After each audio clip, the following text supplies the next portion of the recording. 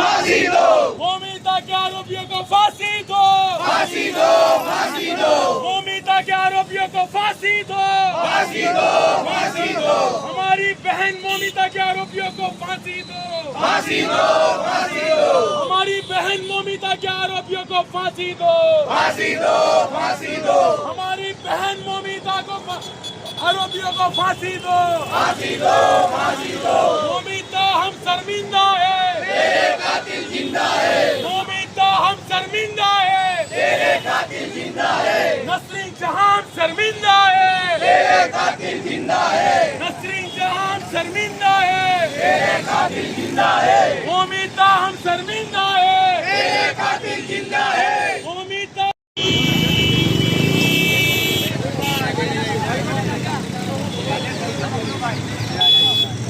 मौमिता हम शर्मिंदा है, तेरे कातिल जिंदा है, मौमिता हम शर्मिंदा है, तेरे कातिल जिंदा है, मौमिता हम शर्मिंदा है, तेरे कातिल जिंदा है, जिंदा है, जिंदा है, तेरे कातिल जिंदा है, जिंदा है, जिंदा है, तेरे कातिल जिंदा है, मौमिता हम शर्मिंदा है, तेरे कातिल जिंदा है, नसरीन जहां हम शर्मिंदा है, तेरे कातिल जिंदा है, मौमिता हम शर्मिंदा है, तेरे कातिल जिंदा है, नसरीन जहां हम शर्मिंदा है, तेरे कातिल जिंदा है, मौमिता मौमिता हम शर्मिंदा है, तेरे कातिल जिंदा है, नसरीन जहां हम शर्मिंदा है, तेरे कातिल जिंदा है, मौमिता हम शर्मिंदा है, तेरे कातिल जिंदा है, मौमिता हम शर्मिंदा है, तेरे कातिल जिंदा है। मौमिता क्या नाम है? आमिर पठान। मैं एक सामाजिक कार्यकर्ता हूँ और इस रक्षाबंधन के मौके पर जो हमारी बहन है जो शिकार हुई, दरिंदों के शिकार हुई है, मौमिता और नसरीन जहां, उनके लिए रक्षाबंधन के त्यौहार पे हम उनके भाई बन के मुस्लिम समाज की तरफ से हम इस रोड पर इंसाफ मांगने के लिए आए हुए हैं। भारत सरकार से हम अपील करना चाहते हैं, आपकी मीडिया की माध्यम से और सोशल मीडिया की माध्यम से हम अपील करना चाहते हैं कि जो ये दरिंदे हैं, ये बार बार हमारे हिंदुस्तान के अंदर जो बार बार घटना होती है, 24 घंटे में 5 रेप 6 रेप, बेटी सुरक्षित नहीं है। आज मेरी भी बेटियां हैं, आज यहाँ कई लोग खड़े, उनकी भी बेटी है, उनकी भी बहनें हैं। आज हमको डर लगने लगा है। तो हमारा हिंदुस्तान का एक नारा है, सारे जहां से अच्छा हिंदुस्तान हमारा। बेशक हमारा हिंदुस्तान बहुत अच्छा है, पर हिंदुस्तान के अंदर जो कायदा कानून, जो इस गंदे कीड़े जैसे लोग जो कुत्ते की तरह हमारी बहन को नोचा है, उनके खिलाफ कानून क्यों नहीं बन रहा है? हम आपकी मीडिया के माध्यम से और सोशल मीडिया के माध्यम से हम हमारी मांग करते हैं भारत के नागरिक होने के ऊपर से कि जल्द से जल्द इन दरिंदों के खिलाफ फांसी का कानून बनना चाहिए और जल्द से जल्द शॉर्ट टाइम में इन दरिंदों को फांसी होना चाहिए। ये हमारी मांग है।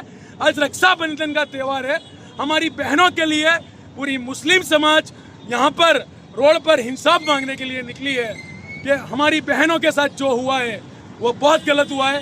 तो भारत सरकार से अपील करता हूँ, होम मिनिस्टर से अपील करता हूँ कि जल्द से जल्द इन कातिलों को ढूंढकर फांसी दिया जाए या चौराहे पर लाके इनके लिए कोई नया कानून बनाकर चौराहे पर लाकर इनको गाड़ दिया जाए। तो मेरी ये अपील है आप लोगों से, गुजरात सरकार से भी अपील है कि यहाँ पे जो डॉक्टर जो स्ट्राइक पे है, जो स्टूडेंट है, वो लोग, उन्हें भी स्ट्राइक करी हुई है। आज हॉस्पिटल के अंदर किसी पेशेंट को लेके जा रहा है, इमरजेंसी पेशेंट को भी बहुत तकलीफ पड़ रही है और उनकी स्ट्राइक भी जायज़ है। वो लोग उनकी सेफ्टी की भी मांग कर रहे हैं। तो सरकार ऐसा जवाब ना दे कि हमारी बेटी को दिल पर ठेस पहुंचे। सरकार ऐसा जवाब ना दे। कोई न कोई सुरक्षा की व्यवस्था और कायदे और कानून की व्यवस्था गुजरात के लोगों के लिए भी होना चाहिए और पूरे भारत की बेटियों के लिए होना चाहिए। मेरी अपील है सरकार से, आजीजाना गुजारिश है, 2 हाथ जोड़ के नम्र विनंती करता हूँ कि बेटी के लिए कोई कायदा बनाए और बेटी की सुरक्षा के लिए कोई कायदा बनाए। जय हिंद, जय भारत। मेरा नाम अबरारुद्दीन है, मैं सामाजिक आगेवान हूँ। देखिए, सबसे पहले तो मैं शुरुआत इससे करूँगा कि हैवानियत का कोई तलबकार ना होगा जालिम का कोई साथ ना होगा, भारत में लगा तो इस्लाम का कानून, कभी कोई बलात्कार ना होगा। ये चीज़ें आज मुल्क के अंदर जिस तरीके से घट रही है, इसके पीछे एक बहुत बड़ा हिस्ट्री है कि आज से नहीं, जब से रेप का सिलसिला चला है और आज जो सत्ता पे लोग काबिज है वो कहीं ना कहीं रेप की वजह से ही है। बिल्किस बानो जैसी महिला के रेपिस्टों को, बलात्कारियों को स्वागत किया जाता है, मालाएं पहनाई जाती है और उन्हें संस्कारी कहा जाता है, और फिर बाद में वही लोग ये कहते हैं कि रेप करने वालों को सजा दो।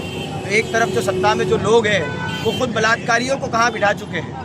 वो खुद देखना है कि वो खुद जब बलात्कारियों को सज़ा नहीं दिला पा रहे हैं तो वो बलात्कारियों के लिए इंसाफ की मांग कर रहे हैं। जब आसिफा का रेप हुआ था तब तिरंगा रैली निकाली गई थी। बिल्किस बानो का रेप के बाद जब उसे मतलब इंसाफ की एक उम्मीद जगी थी सुप्रीम कोर्ट से, उसके बाद सरकार ने खुद आरोपियों को छोड़ा गया है, वो हमारे सामने है।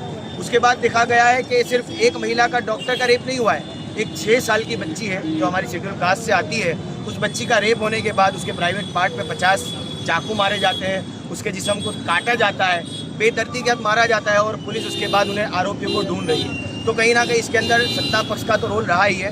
और दूसरी बात ये कहूँगा कि आज मुल्क के अंदर सारे लोगों का जो ज़मीर मर चुका है, हमारा समाज सड़ चुका है, क्योंकि आज जब किसी का रेप होता है तो हम पहले उसकी जाति और धर्म देखते हैं, फिर उसके बाद ये देखते हैं कि जिसका रेप हुआ है वो रेप करने वाली लड़की कौन सी जाति की है, उसके बाद सामने रेपिस्ट जो होता है, बलात्कारी होता है, उसका मजहब देखा जाता है। अगर ये सारी चीज़ें नॉर्मल होती है, फिर उसके बाद रेप जो कहाँ पे हुआ है, स्टेट गवर्नमेंट किसकी है, वो देखा जाता है। आज हम जो प्रोटेस्ट कर रहे हैं, ये प्रोटेस्ट करने की परमिशन भी हुकूमत इसलिए दे रही है क्योंकि नॉन बीजेपी स्टेट में हुआ है रेप। अगर यही रेप अगर गुजरात में हुआ था तो हम इस बातचीत से वाकिफ़ है कि आज की हुकूमत प्रोटेस्ट करने से किस तरह से जो सामाजिक आगेवान है उनको रोक रही है।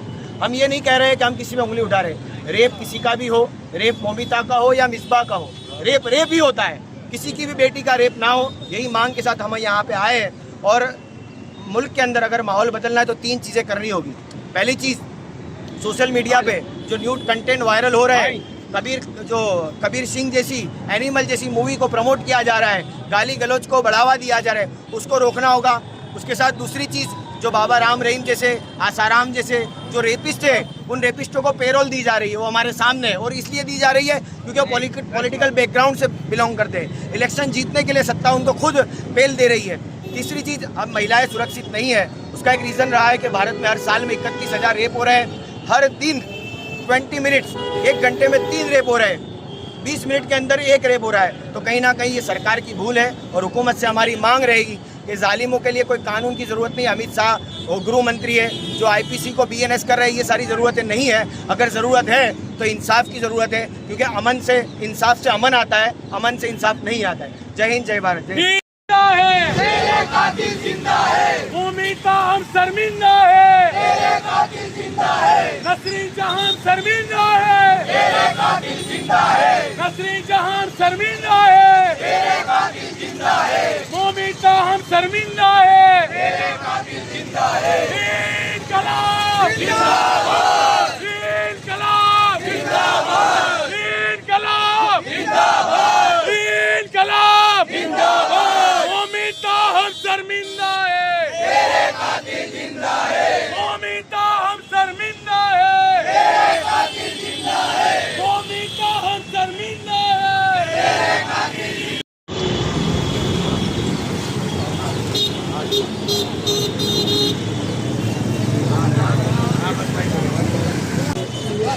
रेपिस्टों को फांसी दो, फांसी दो, फांसी दो, रेपिस्टों को फांसी दो, फांसी दो, फांसी दो, रेपिस्टों को फांसी दो, फांसी दो, फांसी दो, रेपिस्टों को फांसी दो, फांसी दो, फांसी दो।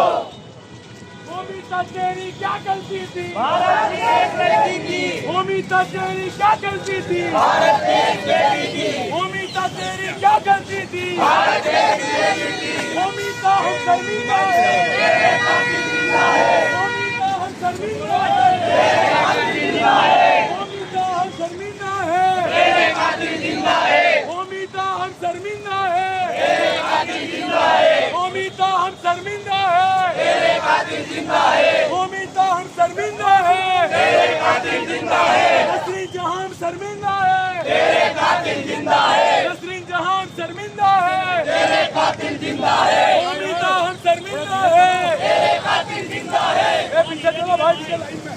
कौमी का हम शर्मिंदा